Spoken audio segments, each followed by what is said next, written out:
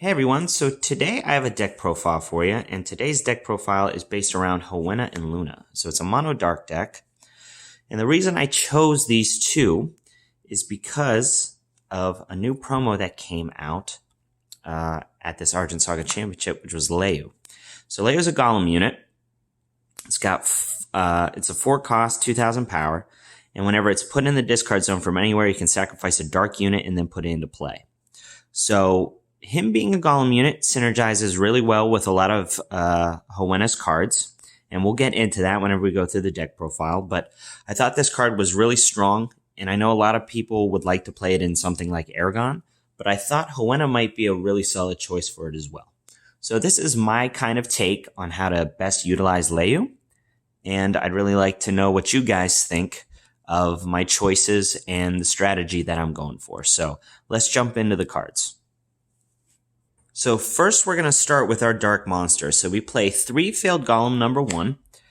It's your best 1-drop. It breaks towers for a 1-cost, and then its Ruined ability actually allows you to send Liyu to the discard zone whenever you want. So it's a nice tutor for Liyu whenever you want. For our 2-drops, we run Pewter Gargoyle. I'm sorry that it's hard to read because it's wave 1, but there you go.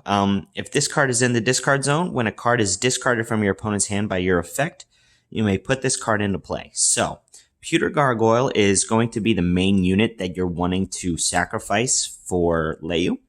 The reason is because a lot of times he's going to come out for free and generate free advantage. Liyu is only good if you can sacrifice monsters that generate advantage for you. And Pewter Gargoyle is the route that I'm taking.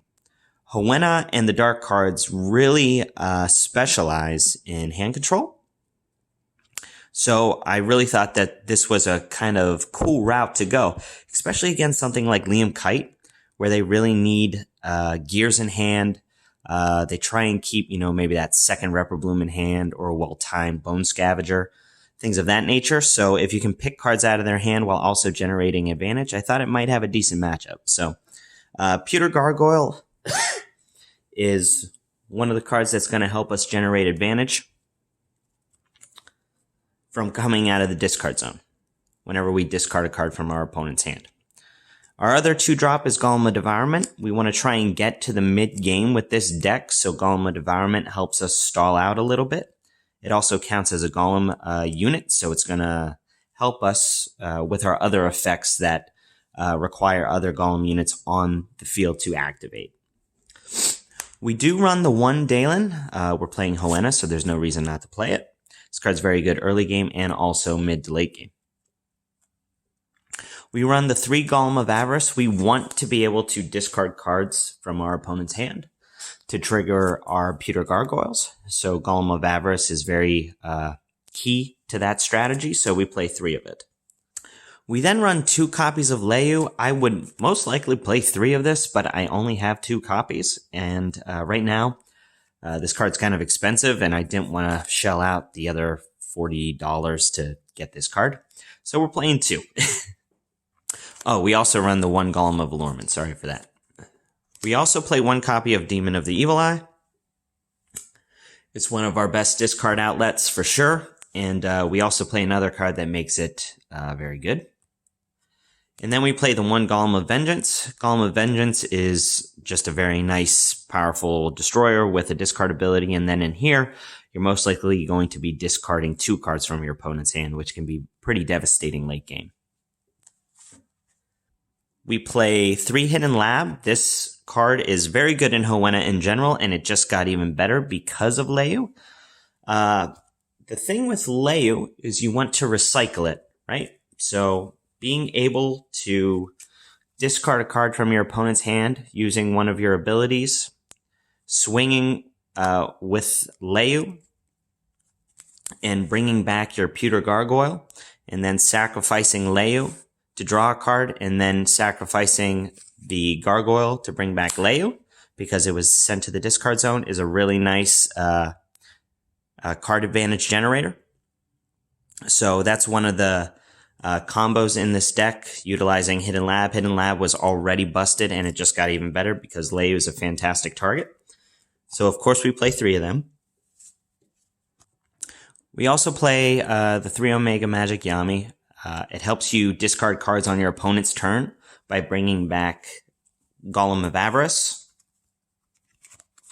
to discard cards. It's also something nice to chain to a Bone Scavager if your opponent is trying to cast Bone Scavager to remove, your Pewter Gargoyles. You can then chain Yami to bring back Avarice, discard a card, and then trigger your Gargoyle so they're no longer in the discard zone. So Yami's pretty key to this strategy. We do play 1 Dusk Strike. We don't play a whole lot of removal in here, so that's something that we need to play for problem cards. We also play the 1 Ghostly Demise for the same problem. And then Neutral Evil. If you can get your opponent down to, the 1 card to force them to sacrifice something, it's really nice as a low-cost option while also then re-triggering your Liyu. So Neutral Evil is good for those reasons. We also play 2 Poisonous Strike, being able to out cards, lower-cost units like Reborn, and then also discard a card from your opponent's hand to trigger your Pewter Gargoyles is beneficial in this strategy, so we want to play the 2 Poisonous Strike. And then our last dark spell is Cruel Accord. So Cruel Accord allows you to discard 1 card from your hand, and then your opponent discards 2 cards from their hand for a cost of 3. So a lot of times you're going to be playing this on turn 3, and you'll be targeting your Pewter Gargoyle or your Liyu to discard. Ideally, you're going to want Pewter Gargoyle in your discard zone already. So then you can play this on turn 3, discard the Liyu, bring out the Pewter Gargoyle, and then sacrifice Pewter Gargoyle for Liyu's ability, discard 2 cards from your opponent's hand, and then you have a Liyu on board. So Cruel Accord is very nice. It's a very good early game card to minimize your opponent's resources while also putting a lot of pressure with Liyu. So I really like this card. This is one of the reasons why I wanted to run this deck was Cruel Accord. So in theory, I like it. I haven't got to play a whole lot of competitive, duels with this deck. So this is all theory.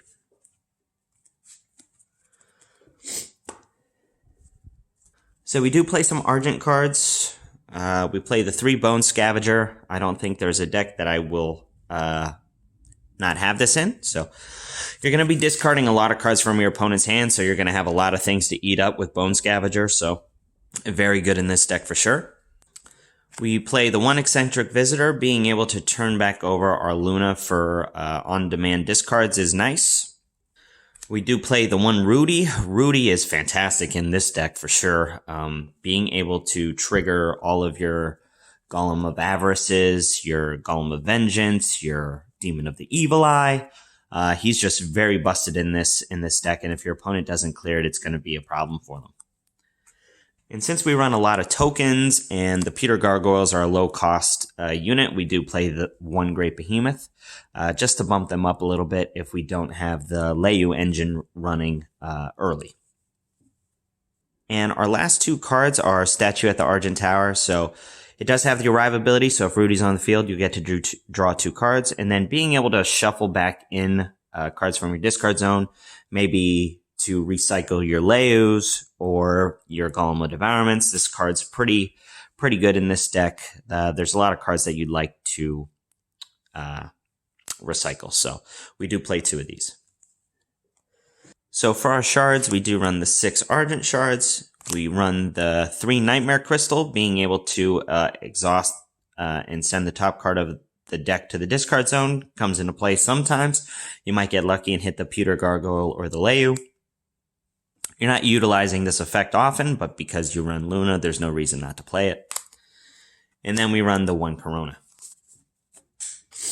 And then the 5 Standard Towers. So that's the deck, guys. I hope you like it. It's kind of a unique strategy. We haven't seen a whole lot of hand control in this meta because it's been pretty fast, but I think this deck can compete, at least with Liam Kite. I don't know how well it would do against Aragon, Corona, but in theory, Liam Kite should be a pretty decent matchup against this deck.